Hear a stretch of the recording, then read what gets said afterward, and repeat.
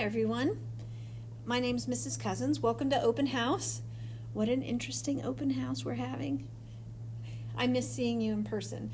This is for English 11 Accelerated, so let's begin. To introduce myself a little bit, I am Mary Ann Cousins. I'm sure this is my 27th year of teaching. I am a General McLean graduate myself. I stayed local and then proceeded on to Allegheny College to get my Bachelor of Arts in English. Then I went on to Mercyhurst to get my teaching certificate in secondary English.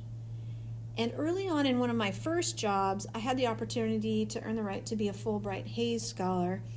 And with that, I spent some time studying in Russia. More recently, I completed my master's degree in English at Gannon University. I have a life outside of school. I am a wife and a mother of 3. I seem to have very little free time, as wives and mothers of 3 do, but if I had to say I had interests, that would be playing the piano. I love gardening, especially vegetable gardening, canning and freezing for the winter. I sound like a grandmotherly type, but it gives me comfort to know that I have a whole stocked pantry to feed my family, and I do love to travel. I love traveling. But more about the class, English 120 is an American Lit course, so that means I'll teach you literature chronologically, and it will only be American literature. We will start pre-colonial, and we'll move toward the present.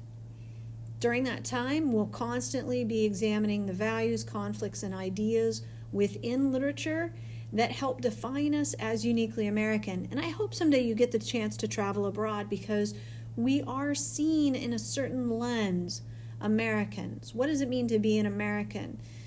And then further, we acknowledge that American literature mirrors the political and historical climates of its time, and it also influences social and cultural parameters. And those are, blithe kind of statements there, but at the same time, I want you to realize they're powerful statements, and they are the roots of the course. Lastly, at times, students will be asked to apply ideas from the literature that we're reading to their own lives.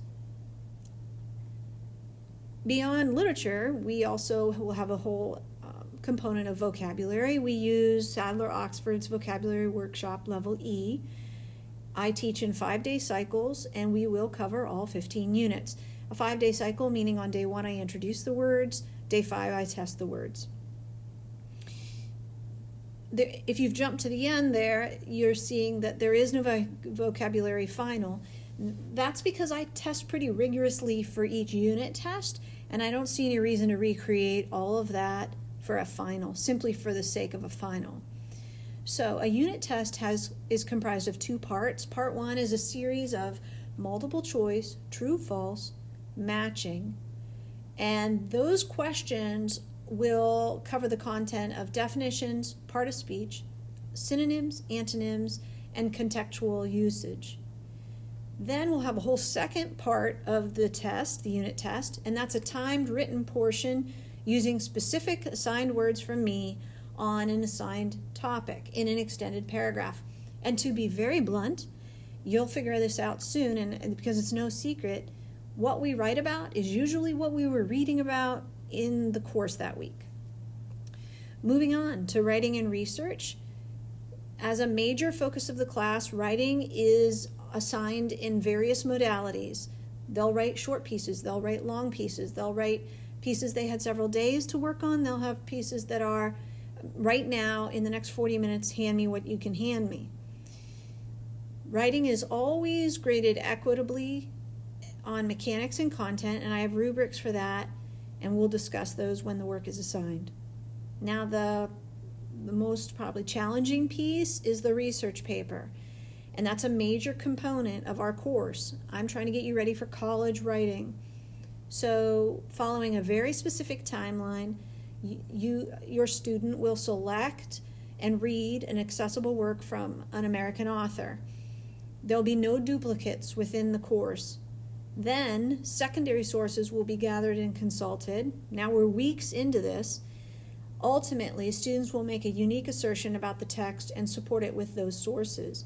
So what's different than Mr. Jenkins' class is the idea that you used to say what others had said, and now you're making your own unique assertion about the primary text. This paper is usually a minimum of 7.5 pages and is written in an MLA format. I will take you baby step through baby step through baby step to successfully complete this assignment, but it is nonetheless significant. As far as speaking and listening is concerned, the other two major components of our standards within the state, although I do assign formal presentations, I think 2 in total, these skills are more actively cultivated within Socratic seminars. Socratic seminars are more than a class discussion where you kind of sit idly by and blend into the woodwork. They require active participation from every student, and you will receive an individualized grade upon completion of that Socratic seminar.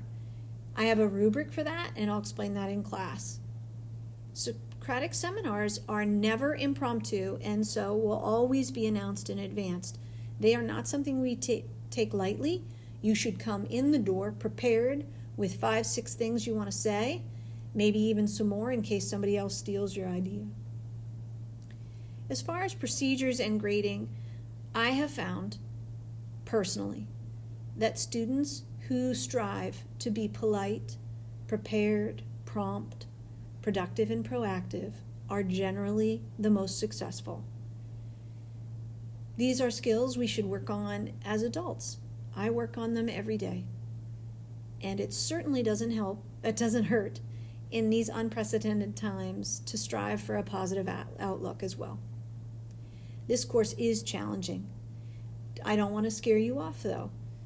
Talk to some former students of mine. I pride myself in my willingness to consult my students regarding reasonable deadlines. We are constantly talking about short-term what needs to be done, long-term what needs to be done, how are you balancing your other courses. We talk about these skills because you'll need to have these skills when you're off on a college campus by yourself. Grades, oh, look at that typo, from this course will be calculated by the total earned points divided by the total available points. The 2 quarters are weighted evenly by percentage. So to determine the F1, you will take the T1 and the T2, or the T3 and the T4, and divide by 2. So we are being asked to have office hours this year, and we're not sure what that looks like yet. But I will right now kind of go out on a limb and say that I will be available, or at least I plan to be available, here at my desk from 11 o'clock to noon, Monday to Friday. Send me your emails at that time and get live responses, or immediate live responses. If something becomes too complicated or overwhelming, we could set up a Zoom at that time. I would say, though, that I hope you understand that in these times, I am also trying to learn a balance. In the spring, I found myself answering emails at midnight, at 1 in the morning, sometimes 5 in the morning, because that's when kids were sending them. It didn't make for good self-care on my part, so I am going to put myself off duty after 10 o'clock at night. If you start work at 10 o'clock at night, typically, you'll just need to start it a little earlier and make sure your footing is good, and then maybe come back to it at your preferred work hours. But I can't be available to you at any time. It isn't healthy for me. So to speak to that, historically in my class, I have always encouraged each section to create their own group text to discuss course content and ask for clarification from peers. That's a good skill to have even at the college level. And that is not me dodging. That is not me dodging at all, because what happens is generally a couple spokespeople emerge from that group and they interact with me outside of office hours, and instead of being diluted by emails and kind of just completely overwhelmed by them, I receive one that's direct to the point and I respond to it, and then that is disseminated back out to the class either through Schoology or through that group text. You know, I look forward to this year. This year is going to be bumpy. As you can see, I had a spelling error in my slides, and I'm tempted to go back and change them, but this is the 4th time I've taped this already, so I'm going to take the B+ or the A- on the open house slideshow, and I'm going to carry on because the content is there, and I want you to understand that even though it might look different, in many ways it's still the same. We're still moms and dads, we're still teachers, and we're still students, and we're still trying to make connections and learn. I look forward to meeting you, talking with you, and let's have a successful year.